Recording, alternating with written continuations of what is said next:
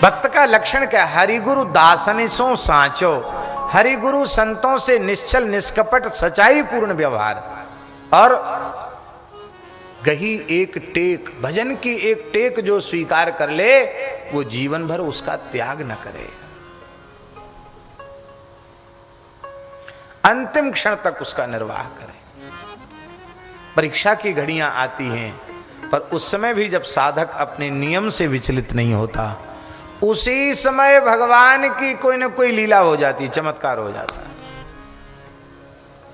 केवल इतना ही नियम किसी का हो कि हम बिना भगवान का चरणामृत लिए कुछ खाएंगे पिएंगे नहीं, तो कभी न कभी कोई अवसर ऐसा आएगा कि चरणामृत नहीं उपलब्ध हो और प्यास के मारे प्राण निकल रहे हैं, और उस समय भी यदि नहीं पिया, खाया पिया, तो ठाकुर जी को न कोई लीला कर देंगे। ये अनुभव की बात आपको निवेदन कर रहे हैं। हमारे पूज्य श्री पहाड़ी बाबा महाराज ने हमको कलकत्ते भेजा। तूफान गाड़ी चलती थी, तूफान एक्सप्रेस। मथुरा से बैठे तूफान में, और उसमें जो प्रथम श्रेणी वाला डिब्बा है उसमें टिकट करवा दिया कि उसमें आराम से चले जाओगे। उसका प्रथम श्रेणी भी सामान्य ही है, उस समय तो सामान्य था, पता नहीं बदला है कि नहीं बदला, भगवान जाने। तो हम गए। अब वो नाम तो उसका तूफान, पर वो अनवर्थ संज्ञा नहीं, वो तो इतना लेट भई वो गाड़ी कि कलकत्ता पहुंचने के पहले पहले 36 घंटे के करीब हो गया हमको उसी गाड़ी में। और उस समय पूज्य महाराज जी की जो आज्ञा, उनके अनुसार नियम था, नल का पानी पीते नहीं, कमंडल का पानी खत्म हो गया, गर्मी का समय था, बाजार का पानी, इधर उधर का पानी पीते नहीं। रात भर प्यासे निकल गया, सवेरे तो तालू चिपक गया, ये लगे कि प्राण निकल जाएंगे। वो गाड़ी मन में आया, सालिग्राम जी तो पास में थे, हम कहीं चरणामृत लें, कहीं हैंड पंप मिल जाए तो उसको चला करके उसका पानी पिया जा सकता, वो ले लें, ऐसा मन में आया। पर गाड़ी कहाँ रुके, तो मन में आया कि कहीं ये रुकती तो है ये जगह जगह, जब देखो तहाँ बिहार में गई कि बस पैसेंजर से भी गई, बुरी हालत होगी उसकी। तो कहीं ऐसी जगह खड़ी हो जाए जहाँ हनुमान जी का छोटा सा मंदिर हो, मन का भाव था, हनुमान जी का मंदिर हो, थोड़ी तुलसी लगी हो, तुलसी में जल चढ़ा लें, और वहीं फटाफट नहा धो के सालिग्राम जी को स्नान करा के क्या धो के पी लो, दिखा के खा लो, तो तुरंत चरणामृत ले लें, कम से कम पानी तो पी लें, इतनी जोर की प्यास लगी। ऐसा मन में महाराज जी सोचते ही ऐसी जगह जंगल में, बिहार क्षेत्र था, पता नहीं कौन सी जगह, वहाँ ट्रेन खड़ी हो गई। और एक थोड़ी दूर पर, जैसे यहाँ से वो गाड़ी खड़ी है उतनी दूर पर एक पीपल का पेड़ था, वो हनुमान जी की छोटी सी मढ़ी थी, सामने एक टीन पड़ा हुआ था, और खूब सुंदर हरी हरी तुलसी, अरे कि मौज आ गई। बस तुरंत अपने नित्य नियम वाली झोली लेके, कमंडल लेके उतर गए वहीं, और उतर करके मैदान में डोल डाल गए, प्रभाती किया, स्नान किया, और कई संक्षिप्त संध्या कर लें तो संध्या भी कर ली। और जैसे ही सालिग्राम जी को स्नान कराया, स्नान करके जल चरणामृत लिया और जल भी पिया, पेड़ा भोग लगा के पेड़ा खा करके, खाली पेट पानी नहीं पिया, फिर भी गाड़ी नहीं गई। तो मैंने कहा अब वहाँ बैठने से अच्छा यहाँ पवित्र जगह है, बैठ के जप कर लें। तो जप पाठ जब पूरा हो गया, 1 घंटा बैठे रहे, जब पूरा हो गया तब हमने सोचा कि इससे अच्छा अब गाड़ी में बैठे, पता नहीं कब चल दे। तो जैसे ही बैठे कि गाड़ी स्टार्ट चलने शुरू हो गई। वो किस कारण से रुकी थी ये तो भगवान जाने, लाइन नहीं मिली थी या क्या कारण था, लेकिन हमें यह अनुभव आया कि जो ये मन में था कि बिना चरणामृत लिए कुछ पीना नहीं है, खाना पीना नहीं है, तो ठाकुर जी ने अवसर दे दिया कि भाई 1 घंटे में तुम नहा धो लो, सब अपना काम जल्दी पल्दी जैसे होता हो कर लो, अब फिर रास्ता साफ है आगे। भगवान बहुत कृपा करते हैं, बहुत कृपा करते हैं। हमारे वृंदावन में पूज्य श्री सुदामा दास जी महाराज, उनके अपने संपूर्ण जीवन का नियम, पूज्य बड़े महाराज जी कहते थे, हमारे प्रति बहुत स्नेह था उनका। वो कहते थे कि जब से हम साधु बने हैं, हमारे गुरुजी ने जो नियम हमको दिया वो तो आज तक नहीं छूटा, और जो महापुरुष हमको जीवन में मिलते चले गए और जो नियम हमको देते चले गए, बोले वो भी आज तक उसका अक्षरशः निर्वाह हो रहा है। रोज भागवत जी का पाठ करते थे, वो रोज रामचरितमानस का पाठ करते थे। भक्तमाल संपूर्ण टीका सहित उनको कंठस्थ था।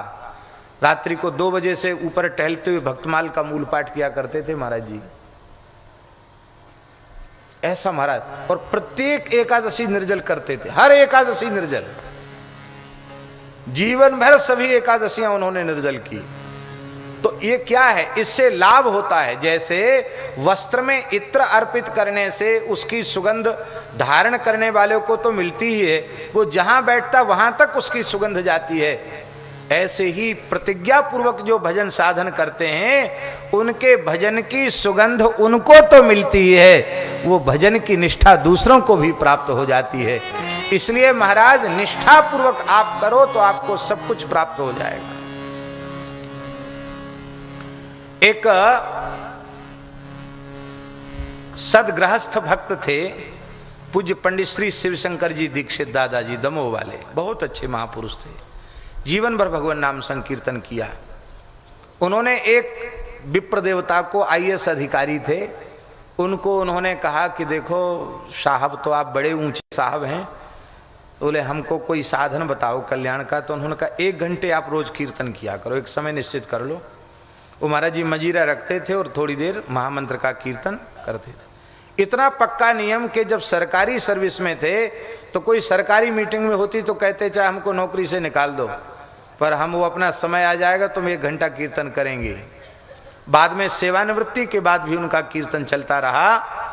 और जगन्नाथपुरी में अपनी कथा हो रही थी और उनके कीर्तन का समय आ गया, तो मन में बड़े संकट में पड़े कि कथा से उठें, कीर्तन करें कि कथा सुने। तो मन ने उनके निर्णय दिया कि साउंड बॉक्स के पास बैठकर धीरे धीरे झाल बजा के कीर्तन भी करेंगे और सुनेंगे भी, जिसमें कान में शब्द कथा का जाएगा, धीरे धीरे कीर्तन भी करेंगे। तो कथा से भी, कथा का भी नियम रह जाएगा, कीर्तन भी हो जाएगा, और हमारे कीर्तन से बाहर बैठकर कीर्तन करने में किसी को विक्षेप भी नहीं होगा। पढ़े लिखे आदमी, उन्होंने ऐसा ही किया। उनकी जो बताई हुई घटना महाराज हम आपको सुना रहे हैं। तो जैसे ही कीर्तन आरंभ किया, उन्हें उस समय भगवान की बाल लीलाएं चल रही थी, भागवत जी की कथा थी, तो उन्हें अनुभूति हुई कि बाल कृष्ण साक्षात खेल रहे हैं। कभी व्यासपीठ के नीचे चले जाते हैं, कभी पीछे आ जाते, कभी इधर खड़े हो जाते, कभी गोद में आ जाते। हमें कोई अनुभूति नहीं, हमें ठाकुर जी की कोई अनुभूति नहीं, लेकिन उनको बार बार अनुभूति हो रही थी कि ठाकुर जी कभी पीछे खड़े होते, कभी गोद में आ जाते, कभी व्यास, जैसे छोटे बच्चे चंचलता करते हैं। 1 घंटे तक वे कीर्तन करते रहे, 1 घंटे तक बालकृष्ण की लीला उनको दिखाई पड़ती रही। और हम दूसरे दिन सवेरे ठाकुर सेवा कर रहे थे तो रोते हुए उन्होंने ये पूरी घटना हमको सुनाई। मैंने कहा ये कीर्तन, ये नियम पूर्वक जो आपने कीर्तन किया उसकी ये महिमा है। इस अनुभूति को सब जगह प्रकाशित मत करना, नियम से सिद्धि हो जाती है। इसलिए हमारे भजन में भले ही छोटे से छोटा नियम, एक छोटा सा नियम हम आपको बताते हैं। स्कंद पुराण में लिखा है, निर्माल्यम जगदीशस्य नाशित्वा स्नामि किंचन इति सत्य प्रतिज्ञोयः प्रत्यहम तच्च भक्षयेत् सर्व पाप विशुद्धात्मा शुद्धांत कर्णो नरः स शुद्धम वैष्णव स्थानम क्रमाद्याति न संशयः।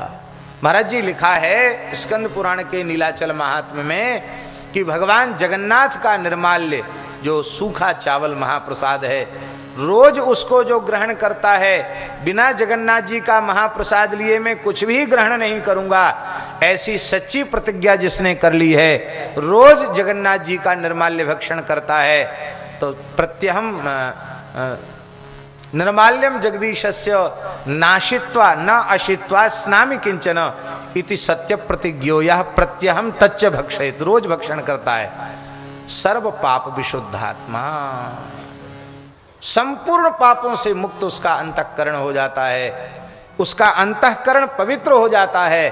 असा शुद्धम वैष्णव स्थानम क्रमाद्याति न संशया, वो निश्चित ही भगवान के परम पद नित्य साकेत गोलोक वैकुंठ जो चाहे सो से मिल जाएगा, इसमें कोई संदेह नहीं। हमने तो जब से स्कंद पुराण के पाठ में श्लोक आया तब से जगन्नाथ जी का निर्माल लेना आरंभ कर दिया कि भाई कितना सरल साधन है, केवल स्नान करके 2 कण मुख में रख लो, गारंटी है, पक्की लिखा पड़ी है कि वहां जाओगे, कहीं बीच में अटकना भटकना नहीं पड़ेगा। कितना सरल साधन है, करने की आवश्यकता है। इसलिए केवल इतना ही करो, उतने से ही लाभ हो जाएगा। बहुत बड़ी महिमा है। प्रतिदिन सत्संग एवं दर्शन के लिए श्री महाराज जी के ऑफिशियल चैनल को जरूर सब्सक्राइब करें।